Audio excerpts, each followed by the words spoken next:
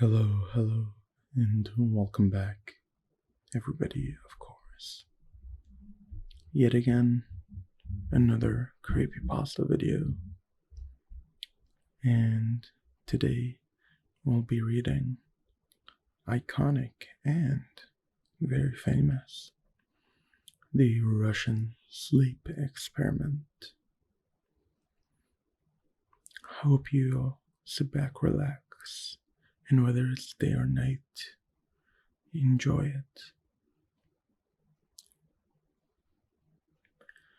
Russian researchers in the late 1940s kept 5 people awake for 15 days using an experimental gas-based stimulant. They were kept in a sealed environment to carefully monitor their oxygen intake so the gas didn't kill them, since it was toxic in high concentrations. This was before closed-circuit cameras, so they had only microphones and 5-inch thick glass porthole-sized windows into the chamber to monitor them. The chamber was stocked with books, coats to sleep on but no bedding, running water and toilet, and enough dried food to last all 5 for over a month. The test subjects were political prisoners deemed enemies of the state during World War II. Everything was fine for the first 5 days. The subjects hardly complained, having been promised, falsely, that they would be freed if they submitted to the test and did not sleep for 30 days. Their conversations and activities were monitored, and it was noted that they continued to talk about increasingly traumatic incidents in their past, and the general tone of their conversations took on a darker aspect after the 4-day mark. After 5 days, they started to complain about the circumstances and events that led them to where they were, and started to demonstrate severe paranoia. They stopped talking to each other and began alternately whispering to the microphones and one-way mirror portholes. Oddly, they all seemed to think that they could win the trust of the experimenters by turning over their comrades, the other subjects in captivity, with them. At first, the researchers suspected that this was just the effect of the gas itself. After 9 days, the first of them started screaming. He ran the length of the chamber repeatedly, yelling at the top of his lung for 3 hours straight. He continued attempting to scream, but was only able to produce occasional squeaks. The researchers postulated that he had physically torn his own vocal cord. The most surprising thing about this behavior is how the other captives reacted to it, or rather, didn't react to it. They continued whispering to the microphones until the second of the captives started to scream. The 2 non-screaming captives took the books apart, smeared page after page with their own feces, and pasted them calmly over the glass portholes, and the screaming promptly stopped. So did the whispering to the microphones. After 3 more days passed, the researchers checked the microphones hourly to make sure they were working, since they thought it was impossible that no sound could be coming with 5 people inside. The oxygen consumption in the chamber indicated that all 5 must still be alive. In fact, it was the amount of oxygen 5 people would consume at a very heavy level of strenuous exercise. On the morning of the 14th day, the researchers did something they said they would not do to get a reaction from the captives. They used the intercom inside the chambers, hoping to provoke any response from the captives they were afraid were either dead or vegetables. They announced, We are opening the chamber to test the microphones. Step away from the door and lie flat on the floor, or you will be shot. Compliance will earn one of you your immediate freedom." To their surprise, they heard a single phrase in a calm voice respond, "We no longer want to be freed." Debate broke out among the researchers and the military forces funding the research. Unable to provoke any more response using the intercom, it was finally decided to open the chamber at midnight on the 15th day. The chamber was flushed out of the stimulant gas and filled with fresh air, and immediately voices from the microphone began to object.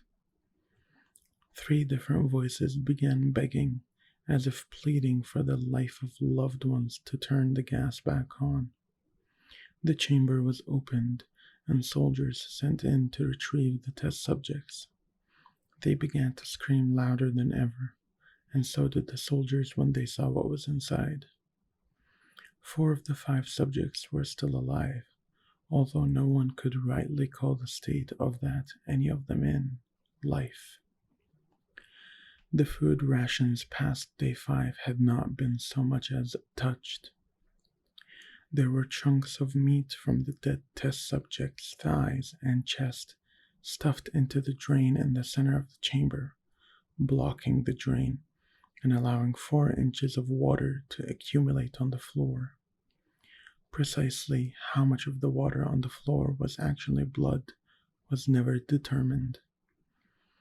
All 4 surviving test subjects also had large portions of muscle and skin torn away from their bodies. The destruction of flesh and exposed bones on their fingertips indicated that the wounds were inflicted by hand, not with teeth, as the researchers initially thought. Closer examination of the position and angles of the wounds indicated that most, if not all of them, were self-inflicted. The abdominal organs below the ribcage of all 4 test subjects had been removed, while the heart, lungs, and diaphragm remained in place. The skin and most of the muscles attached to the ribs had been ripped off, exposing the lungs through the ribcage. All the blood vessels and organs remained intact. They had just been taken out and laid on the floor, fanning out around the ever-scattered but still living bodies of the subjects. The digestive tract of all 4 could be seen to be working, digesting food. It quickly became apparent that what they were digesting was their own flesh that they had ripped off and eaten over the course of days. Most of the soldiers were Russian special operative at the facility, but still many refused to return to the chamber to remove the test subjects. They continued to scream to be left in the chamber and alternately begged and demanded that the gas be turned back on, lest they fall asleep. To everyone's surprise, the test subjects put up a fierce fight in the process of being removed from the chamber. One of the Russian soldiers died from having his throat ripped out. Another was gravely injured by having his testicles ripped off and an artery in his leg severed by one of the subject's teeth. Another 5 of the soldiers lost their lives if you count ones that committed suicide in the weeks following the incident. In the struggle, one of the 4 living subjects had his spleen ruptured and he bled out almost immediately. The medical researchers attempted to sedate him, but this proved impossible. He was injected with more than 10 times the human dose of a morphine derivative and still fought like a cornered animal, breaking the ribs and arm of one doctor. When heart was seen to beat for a full 2 minutes after he had bled out to the point there was more air in his vascular system than blood. Even after it stopped, He continued to scream and flail for another 3 minutes, struggling to attack anyone in reach and just repeating the word more over and over, weaker and weaker, until he finally fell silent. The surviving 3 test subjects were heavily restrained and moved to a medical facility, the 2 with intact vocal cords continuously begging for the gas, demanding to be kept awake.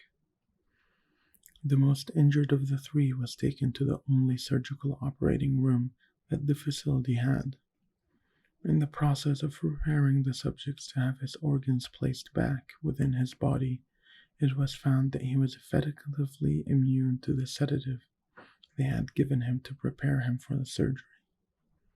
He fought furiously against his restraints when the anesthetic gas was brought out to put him under. He managed to tear most of the way through a 4-inch wide leather strap on one wrist, even though the weight of a 200-pound soldier was holding that wrist as well.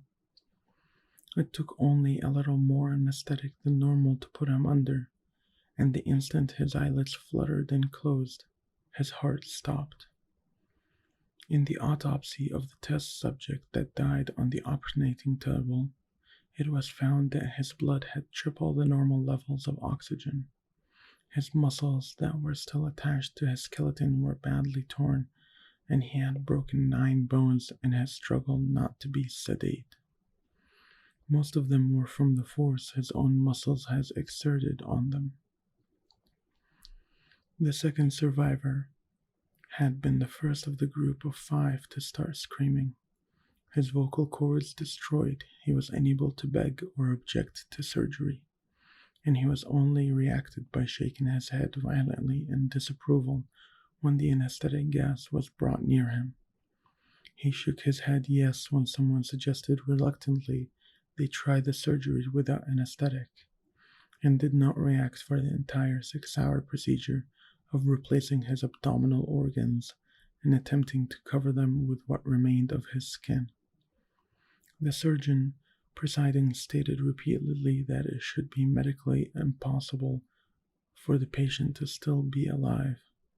One terrified nurse assisting the surgery stated that she had seen the patient's mouth curl into a smile several times whenever his eyes met hers. When the surgery ended, the subject looked at the surgeon and began to wheeze loudly, attempting to talk while struggling. Assuming this must be something of drastic importance, the surgeon had a pen and pad fetched so the patient could write his message. It was simple: keep cutting. The other 2 test subjects were given the same surgery, both without anesthetics as well, although they had to be injected with a paralytic for the duration of the operation. The surgeon found it impossible to perform the operation while the patients laughed continuously. Once paralyzed, the subject could only follow the attending researchers with their eyes. The paralytic cleared their system in an abnormally short period of time, and they were soon trying to escape their bonds. The moment they could speak, they were asking again for the stimulant gas. The researchers tried asking why they had injured themselves, why they had ripped out their own guts, and why they wanted to be given the gas. Only one response was given: I must remain awake. All 3 subjects' restraints were reinforced and they were placed back into the chamber awaiting determination as to what should be done with them. The researchers, facing the wrath of their military benefactors for having failed the stated goals of their project, considered euthanizing the surviving subjects. The commanding officer, a former KGB agent, instead saw potential and wanted to see what would happen if they were put back on the gas. The researchers strongly objected, but were overruled. In preparation for being sealed in the chamber again, the subjects were connected to an EEG monitor and had their restraints padded for long-term confinement. To everyone's surprise, all 3 stopped struggling the moment it was let slip that they were going back under the gas. It was obvious at this point that all three were putting up a great struggle to stay awake. One of the subjects that could speak was humming loudly and continuously.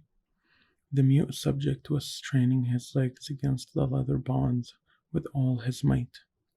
First left, then right, then left, again for something to focus on. The remaining subject was holding his head off his pillow and blinking rapidly. Having been the first to be wired for EEG, most of the researchers were monitoring his brainwaves in surprise. They were normal most of the time, but sometimes flatlined inexplicably. It looked as if he was repeatedly suffering from brain death before returning to normal. As they focused on paper scrolling out of the brainwave monitor, only one nurse saw his eyelids slid away and shut at the same moment his head hit the pillow. His brainwaves immediately changed to that of a deep sleep, then flattened for the last time as his heart simultaneously stopped. The only remaining subject that could speak started screaming to be sealed in now. His brainwaves showed the same flat lines as the one who just died from falling asleep. The commander gave the order to seal the chamber with both subjects inside, as well as 3 researchers. One of the named 3 immediately drew his gun and shot the commander point blank between the eyes, then turned the gun on the mute subject and blew his brain out as well. He pointed his gun at the remaining subject, still restrained to a bed as the remaining members of the medical and research team fled the room. "I won't be locked in here with these things. Not with you," he screamed at the man strapped to the table. "What are you?" he demanded. "I must know." The subject smiled. "Have you forgotten so easily?" the subject asked. "We are you. We are the madness that lurks within you all, begging to be free at every moment in your deepest animal mind. We are what you hide from in your beds every night. We are what you sedate into silence and paralyze when you go to the nocturnal heaven where we cannot tread." The researcher paused, then aimed at the subject's heart and fired. The EEG flatlined as the subject weakly choked out, "So nearly free."